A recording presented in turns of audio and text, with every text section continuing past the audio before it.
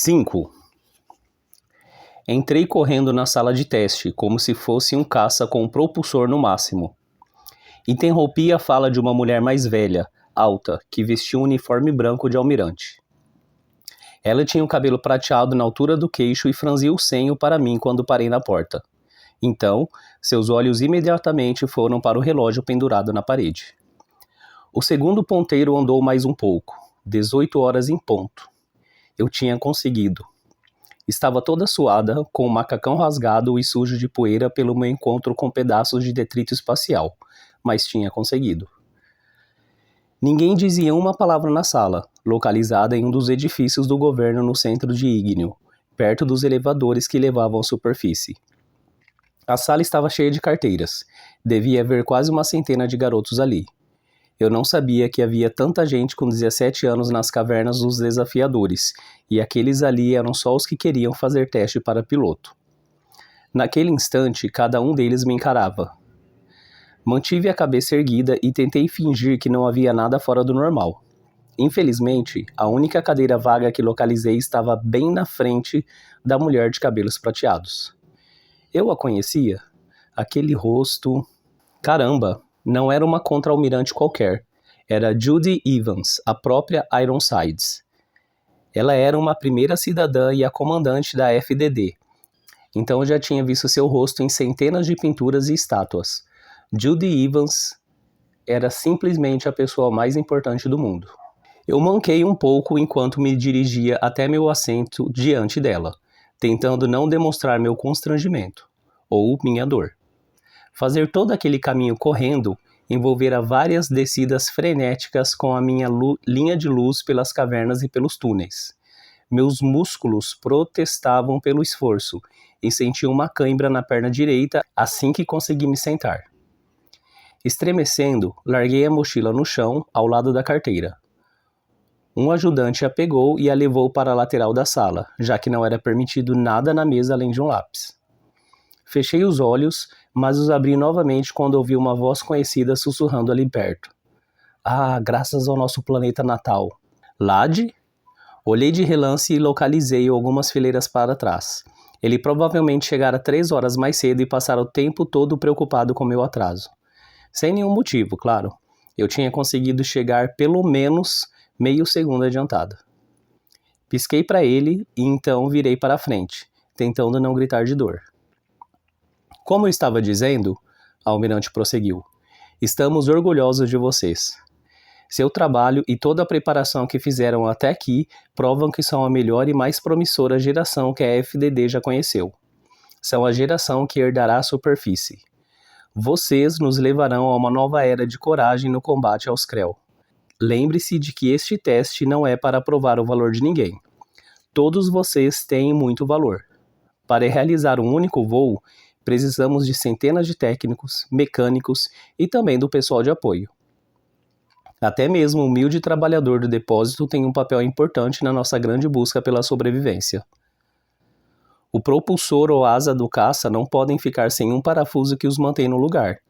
Nem todos passarão no teste, mas só por escolherem estar aqui já atenderam às altas expectativas que temos em relação a vocês. E, para aqueles que passarem, estou ansiosa para supervisionar o seu treinamento. Tenho um interesse pessoal pelos cadetes. Franzi o senho. Ironsides parecia tão reservada, tão indiferente. Com certeza ela não se importava comigo, independentemente do quão infame o meu pai tivesse sido. Enquanto os ajudantes corriam para distribuir as provas, Ironsides foi até a lateral da sala, perto de alguns capitães com uniformes reluzentes. Um homem baixo, de óculos, sussurrou alguma coisa para ela e apontou na minha direção. Ironsides se virou e me olhou novamente. Então, as laterais de seus lábios viraram rapidamente para baixo.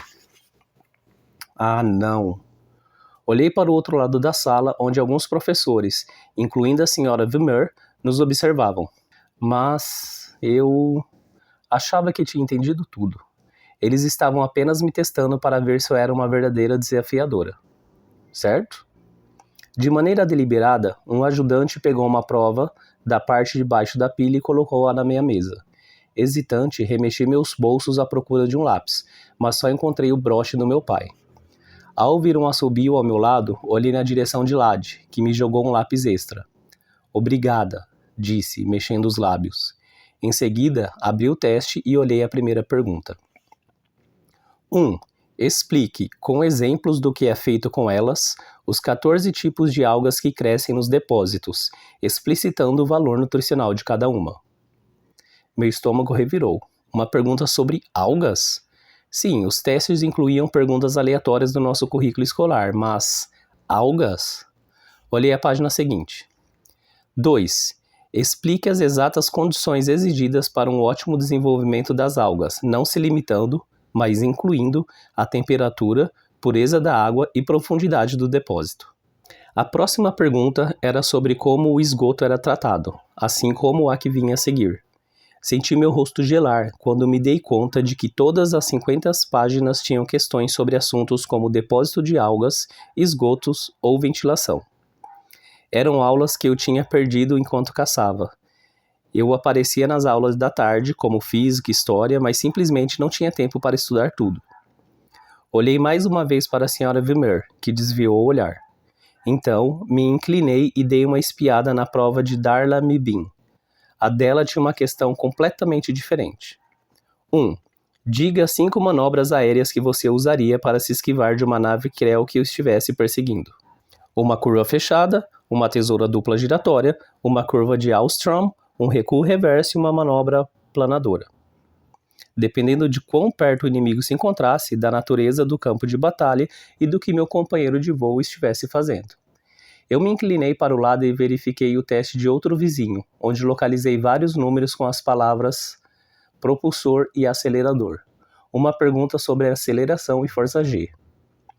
Um ajudante falou em voz alta o bastante para que a maioria das pessoas na sala ouvisse. Fiquem avisados de que ninguém sentado ao lado de vocês terá o mesmo teste. Por isso, colar não só é punido com expulsão, mas também inútil. Recostei-me em meu assento, fervendo de raiva. Isso era uma bobagem completa. Eles tinham preparado um teste especial para mim, abordando tópicos de aulas que sabiam que eu tinha sido obrigado a perder? Enquanto eu me remoía, vários alunos se levantaram e seguiram até a frente da sala. Não era possível que já tivessem terminado, era? Um deles, um jovem alto, bem constituído, com pele escura, cabelo negro encaracolado e um rosto insuportável, entregou o teste para a almirante. Do meu lugar, dava para ver que sua prova estava em branco, exceto pelo nome. Ele mostrou um broche para ela, um broche especial, azul e dourado. O broche de um piloto que lutara na Batalha de Alta. Filhos dos primeiros cidadãos, pensei. Eles só precisavam aparecer e preencher seus nomes para automaticamente serem admitidos na escola de voo. Havia 6 deles hoje, cada um ocupando uma vaga que poderia ter sido preenchida por outros alunos esforçados. Um a um, os 6 partiram, e a almirante deixou os testes incompletos em uma mesa perto da parede na frente. A pontuação deles não importava, assim como a minha também não importava. As palavras de dia retornaram para mim. Você não acha mesmo que vão deixar a filha de Chaser voar na FDD, acha? Eu tentei mesmo assim. Furiosa, segurei o lápis com tanta força que quebrei a ponta e tive que conseguir outro. Eu escrevia uma na minha prova idiota. Cada questão parecia ter sido feita para detonar a minha força de vontade. Depósitos de algas, ventilação, esgoto, lugares aos quais supostamente eu pertencia. A filha de um covarde. Tem mais que agradecer por não a jogarmos nos depósitos. Escrevi por horas, com as emoções batalhando dentro de mim. A raiva lutava contra a mais pura ansiedade. A frustração lutava contra a esperança. A consciência da realidade abatia o otimismo. 14. Explique o procedimento adequado a ser realizado se você acha que um depósito de alga foi contaminado por um colega de trabalho. Tentei não deixar nenhuma pergunta em branco, mas em mais de 2/3 da prova minha resposta raivosa fora: não sei, pergunte para quem sabe. E doía responder assim, como se, ao fazer isso, estivesse provando que eu era incompetente. Mas eu não desistiria. Por fim, a campainha soou, marcando o tempo limite de 5 horas. Afundei meu assento quando uma ajudante pegou a prova da minha mão. Eu a observei se afastar. Não. Agora que o teste terminara, a almirante Ironsides tinha retornado e falava com um pequeno grupo de pessoas de terno e saia, primeiros cidadãos ou membros da Assembleia Nacional. Ironsides era conhecida por ser rígida, mas justa. Eu me levantei e caminhei até ela, com a mão no bolso, segurando com força o broche do meu pai. Esperei, respeitosamente, enquanto os outros alunos se reuniam para a festa pós-prova, onde encontrariam aqueles que já haviam sido aceitos em outras carreiras e que tinham passado o dia se inscrevendo e sendo designados para outras posições. Os que fizeram teste de piloto e não conseguissem passar poderiam procurar outras funções ao longo da semana. Naquela noite, no entanto, todos celebrariam juntos, tanto o futuro piloto quanto o futuro zelador. Foi aí que Ironsides olhou para mim. Segurei o broche do meu pai. Senhora, eu falei, como filha de um piloto que lutou na Batalha de Alta, eu gostaria de peticionar minha aceitação na escola de voo. Ela me olhou de cima a baixo, notando a manga rasgada do meu macacão, o rosto sujo e o sangue seco em meu braço. Depois, pegou o broche da minha mão e eu soltei a respiração. Você realmente acha, ela disse, que eu aceitaria o broche de um traidor? Meu coração afundou no peito. Você nem devia ter isso, garota, a almirante prosseguiu. Não foi destruído quando ele caiu? Você roubou esse broche de alguém?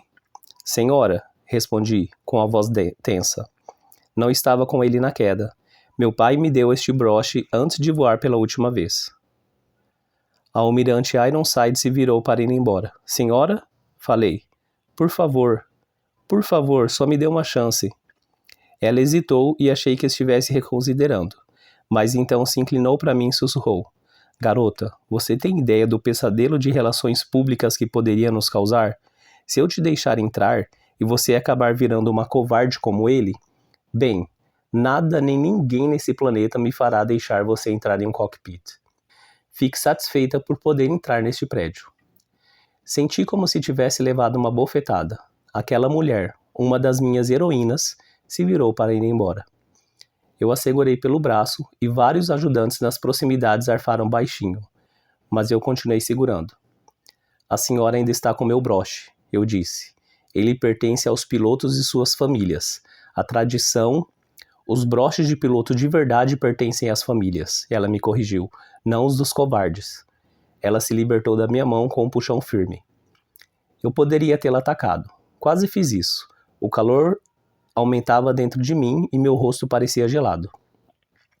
Braços me seguraram por trás antes que eu pudesse agir. Spin? Lade falou. Spencer, o que está fazendo? Ela roubou. Ela levou o broche do meu pai. Eu me calei enquanto a almirante ia embora com seus auxiliares. Então, me libertei de Lade. Spencer? Lade disse. Vamos para a festa. Podemos conversar sobre isso lá. Como você acha que se saiu? Eu acho que me saí muito mal. Spencer? Eu me afastei dele e voltei para a minha mesa. De repente me senti exausta demais para ficar em pé. Spin? Ele me chamou. Vá para a festa, Lade, sussurrei. Mas... Me deixe em paz, por favor. Só me deixa ficar sozinha. Ele nunca soube como lidar comigo quando eu ficava assim. Então ficou ali mais um tempo e depois foi embora. E eu fiquei sentada sozinha na sala.